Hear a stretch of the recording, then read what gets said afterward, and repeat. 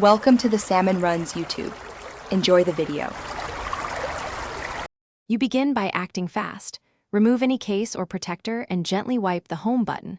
Oils block the sensor. Once done, open Settings, tap Touch ID and passcode, enter your passcode, and toggle the Touch ID switches off then on to reset software state.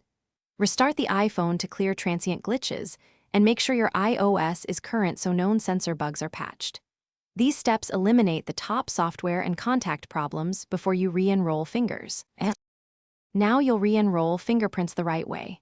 First, delete previous entries and choose Add a Fingerprint. Place your finger on the Home button lightly, don't press. Lift and reposition slightly after each vibration so the sensor captures different parts of the pad. Make several passes over the edges and center. This builds a complete map.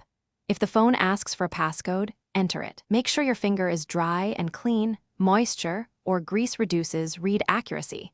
Then finish enrollment and test unlocks. Finish by testing. Lock the phone and unlock with your new print. Try Apple Pay and App Store authentication to confirm consistency.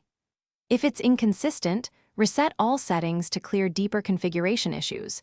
If that fails, restore from a recent backup to rule out corrupted settings.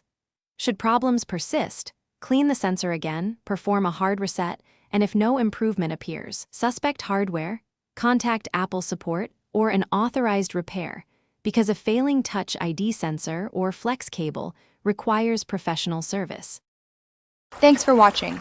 Consider subscribing if we helped you.